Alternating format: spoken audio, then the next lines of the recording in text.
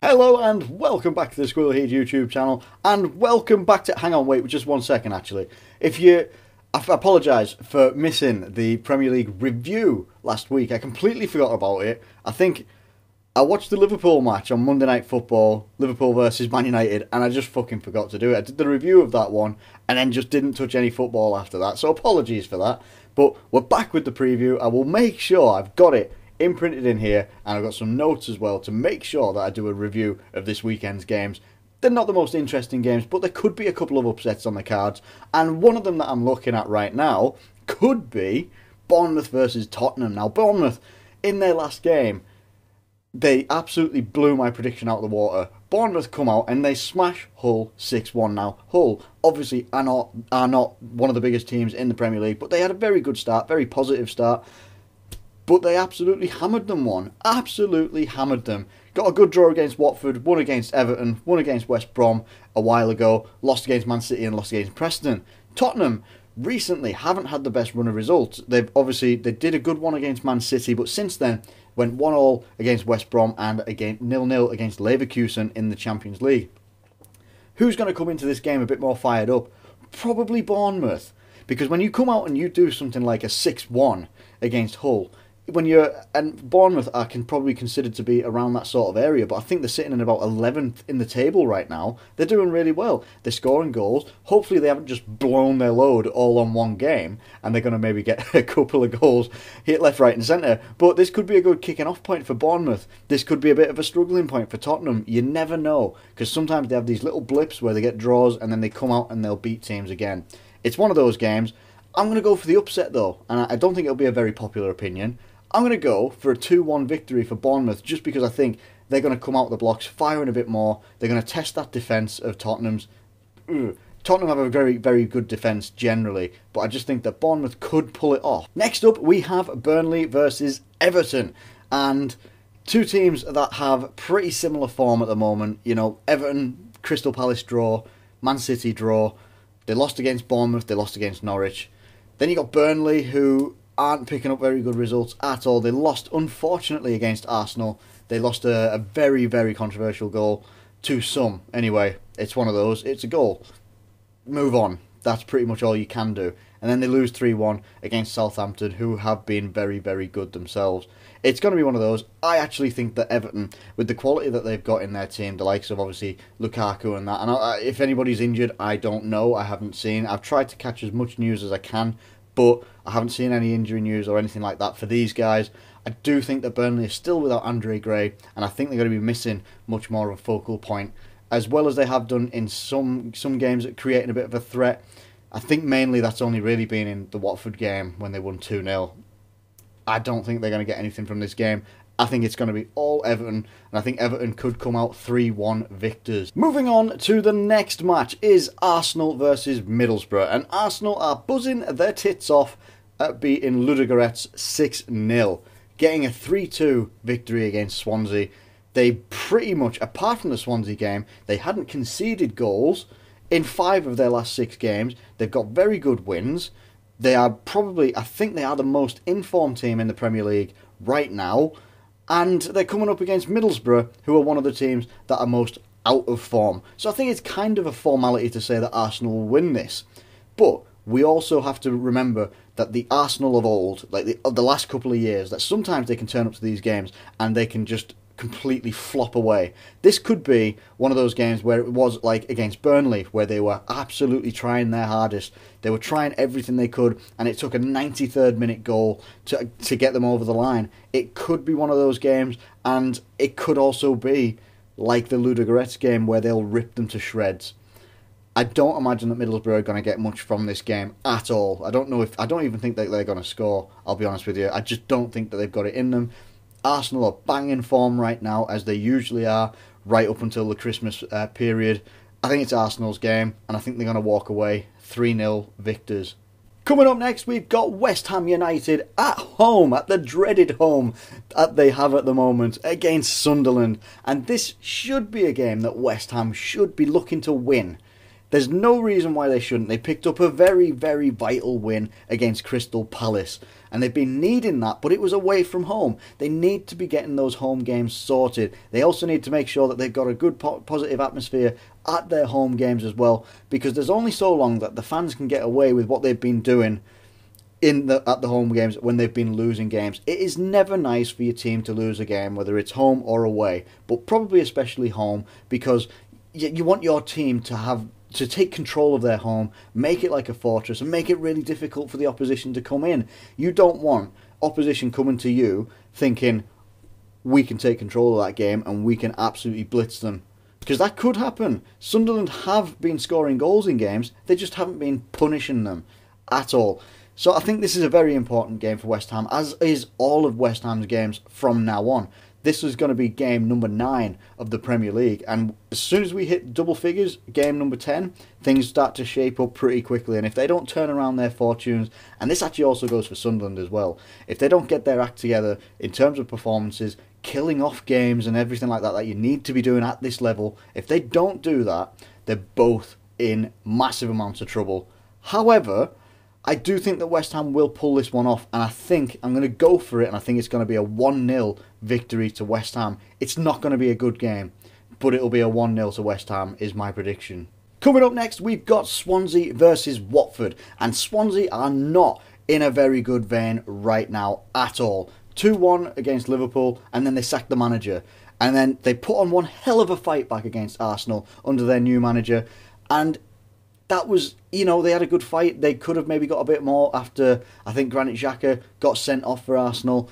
They could have had a little bit more from that. They could have possibly drawn the game if they'd been a bit more clinical.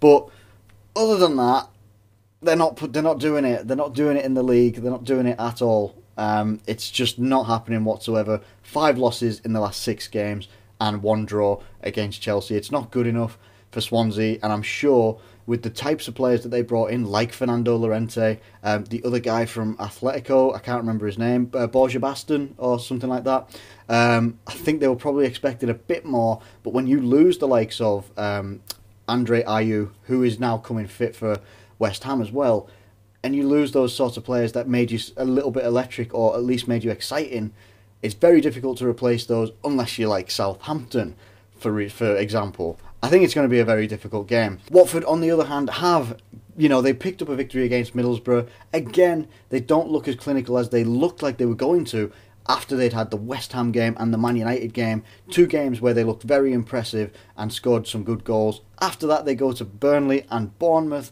and they don't do too well. They score 2 goals against Bournemouth, but even then, they need to make sure that they're scoring goals as well. But again, I think it's one of those things, like I said, against Middlesbrough. I just think that Watford are going to have more quality up front and in the midfield. I think they're going to have this over Swansea.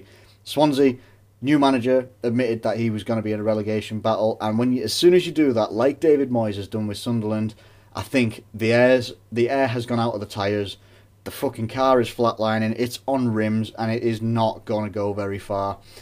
And I think this is where it's one of those games that I think Watford are going to take it. It's going to be a 2-0 victory, I'm predicting, for Watford. Coming up next, we have Leicester City versus Crystal Palace. And as I am saying every single time, look at their UEFA Champions League games, and they are winning those. Yes, they're only 1-0s, but they're winning those. They have more points in the Champions League group stage than they do in the Premier League right now. Okay? I think that tells you everything that you need to know, in that they are going to be prioritising the Champions League this year. Because why not? I don't think they've ever won it. Not in recent memory, for sure. And I don't know of any time that they've ever won it either. The Premier League, they've won that. They absolutely did a brilliant storming one last season. And now their tactics from last season seem to be working very well in the Champions League. So why not go for that when you're absolutely beasting it? Fair play to them. Why not? Crystal Palace have done pretty well. They probably maybe should have got a lot more from the Everton game, and they would have actually had 4 wins from the last 6 games, but they didn't. But they're doing quite well. Got an unfortunate loss against West Ham. It's one of those. Christian Benteke as a mayor, and after having a very good game with Belgium as well, scoring a hat-trick and breaking a record. I thought they were going to dominate. Again, this is football, as they keep saying in the media. This is football. This is what happens. And I think with the way that Crystal Palace play, And the way with Leicester are playing in the league and the way that they seem to be restricted, this is either going to go one of two ways. Leicester and Crystal Palace will draw, or Crystal Palace will win, and it'll be due to the aerial prowess of Christian Benteke. And I do think it's only going to be... I'm going to go for a 1-0 victory for Crystal Palace, and I think it'll be a Benteke goal, but don't be surprised if it's going to be like one of the defenders that just comes storming in and smacks it with his bonds. Coming up next, we've got Hull versus Stoke. And Stoke look like they are starting to turn around their fortunes. They got a draw against West Brom and Man United, and then they've come away with a 2-0 victory to Sunderland, which is no mean feat, really. I mean, it's one of those. It's Sunderland. You'd probably expect to beat them. But it's a very, very good victory, and one that they sorely needed after their start to the season. Hull, on the other hand, started the season very well. They haven't kicked on since then, and they've had a lot of goals put past them in some of their games in the last 6. Most notably, well, let's tot them up actually. They had 4 put past them by Arsenal, 5 put past them by Liverpool. That's 9 already, and 6 put by them by Bournemouth, and that's 15 goals. Never mind the 2 that Chelsea scored, 17 goals. They've had a lot of goals put past them, and they need to stop that. Otherwise, they are going to be well and truly glued to that relegation zone. I think Stoke have got more talent in their team. I think they're starting to play a bit better, and I think that's only going to continue to grow now after picking up that win at Sunderland. I think Hull are going to struggle so much in this game. I just don't think that Hull are going to have enough to hold off the talent of the likes of Shaqiri and such like that, who will be playing for Stoke. It's Stoke's game to win. It's Stoke's game to lose. I think Stoke will come out of this maybe 2-1 victors. I just think Hull are going to struggle so much. Moving into Sunday's games, and Manchester City come up against Southampton. Now, up until the Europa League game that Southampton had, they were doing pretty well. Yeah, they'd only got a draw against a team that has beer in their name. Classy, and I like that. And they came up against a draw, in a bore draw against Leicester, but they were doing very well. They hadn't conceded a goal until Burnley in a long time. Won against Crystal Palace, won against West Ham, beat Burnley, and then they lost to Inter. I think Inter only had like 1 shot on target, and that was the goal. Moving on to Man City. Man City were champions-elect right through September. They really were. And then, bang, the brakes start to slide a little bit, and they start to, get a bit stuck. The brakes are slammed on. They hit Tottenham, and Tottenham beat them 2-0. And everyone's just going, whoa, hang on a minute, wait a second. And then they come up against Everton, and they only get a 1-1 draw. Interesting. They played well against Barcelona. Barcelona played like shit. Barcelona come out 4-0 victors, and Lionel Messi, who played pretty badly in that game, let's be honest, and I love that player. I think he's just an amazing player to watch. But I'm watching that thinking, you played shit, and you got a hat-trick. Things are not looking great for Man City right now. I think people are starting to realise maybe it's not... Was it Manuel Pellegrini who had Man City... people were criticising Manuel Pellegrini and the way he played with City and the way he played with the players. Now it's looking a little bit too similar. Maybe not in some facets, the style of play that they have when they have all of their players available, the likes of De Bruyne, Silva, Sterling, Aguero, and he chose not to play Aguero against Barcelona for whatever reason. Never mind, who am I to judge? And I just think it was it's interesting times right now for Manchester City. They have to put Southampton to the sword. I just don't think they're going to do it, because I think Southampton have been very, very good defensively. Recently, Man City have not been very good defensively. There's talk that Kompany is going to be on his way out, although Guardiola's apparently trying to squash that one, which I would as well, because he's still your captain at the end of the day, and he's still been the best defender that Man City have had, despite his injuries that he keeps always having. It's one of those situations for Man City. They need to kick on, they need to blast goals past Southampton and keep them out of their net.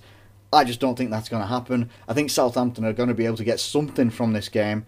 I see it being like a 2-2 draw or something like that. But if I see it going some way, and yes, I know Man City are at home, but I just think that Southampton could nick this game. But I'm going to sit on the fence a little bit and go for a 2-2. And I don't think that Man City are going to win this game. And last, but by no means least, 4 o'clock Sunday, Chelsea versus Manchester United. Now, Manchester United got a bore draw against Liverpool, and their fans were really, really happy about that. That's absolutely fine. You can be happy with that. No problem.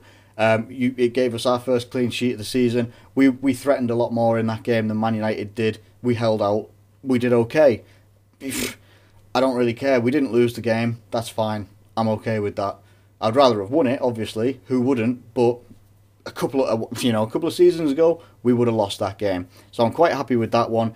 On the run of form, though, you're going to look at Man United and you look at how they've done. Northampton 3-1. All right, not too bad. It's only Northampton. Then they come to Leicester. Leicester come to Old Trafford 4-1.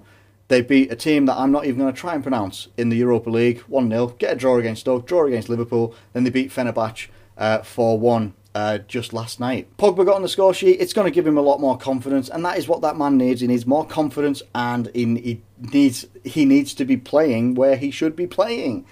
It's a no-brainer. He should be playing. He should be given a bit more freedom in that midfield. Yes, he scored one from the spot, but at the end of the day, confidence will grow, and that will probably play well against Chelsea. Now, the thing that now Man United have come up against, if Man United were coming up against Chelsea when, say, we did and when Arsenal did, I think Man United would definitely be a shoo-in to win this game, because they still hadn't sorted out their formation or anything like that, where their players were actually going to be playing, what system they were playing, and they were struggling they were struggling a lot. I think everybody can agree with that one.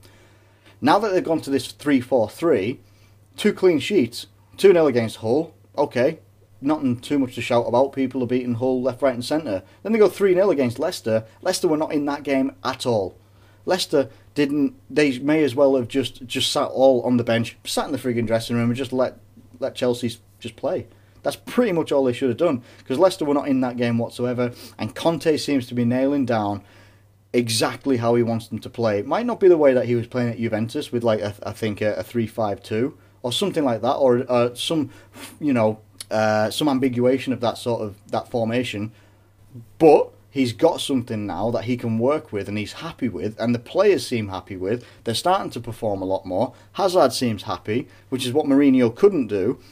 Man United, on the other hand, yes, they've gone and done 4-1 against Fenerbahce, but when it comes to Premier League opposition lately, yes, they got a 4-1 against Leicester, they got a 1-1 against Stoke and a 0-0 against us, and I just don't think that Man United are going to have enough in this game. I think that the tide is now starting to turn. I think Chelsea are going to start creeping up a little bit in the table, and I'm not saying that I want them to, but this is a chance. This is a chance now for Chelsea to build on that 5th place that they are right now, and to go a lot further. And Manchester United, at the end of the day, Manchester United are the ones that are sat in 7th. They are the ones that need the victory. Chelsea would obviously need the victory as well to get into that top 4 where they would like to be. Man United are sitting in 7th at the moment, and they need the victory so much. They need their players to be clicking a lot more. They need the performance that they put in the Europa League, they need to be doing that every single week in the Premier League as well. Otherwise, they are going to struggle and they will fall behind. They keep saying that they're not prioritising the Europa League. Well, stop winning the games then and get out of it. If you don't want to win the Europa League, get out of it. Then you can focus on the Premier League and getting back to where United fans and United appear like they want to be. If they want to be in the top 4 and challenging for trophies, and they keep saying how they hate the Europa League, get out of it. But I think that they're coming up against Chelsea at a time when Chelsea are hitting some good form. Diego Costa looks dangerous, Hazard looks dangerous, the whole team look dangerous. Defence is experienced. I think John Terry might be coming back, I'm not sure, or he's going to be on the bench. Who knows? But they look dangerous in all areas, and I just think this is Chelsea's game to take, and I think Chelsea will take it 3-1.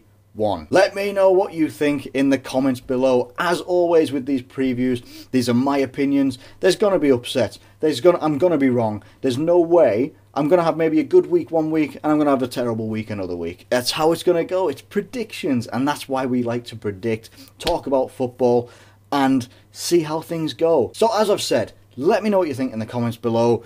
Get your thoughts in there. I want to hear from you guys. Let me know, who do you think is going to do the best this weekend? Who's your team? How do you think they're going to do? Do you agree with me? Do you disagree with me? Let me know. Let's have a discussion. If you've enjoyed the video, please drop a like on the video. Subscribe if you're new around here. Thank you so much for watching, and I'll catch you later.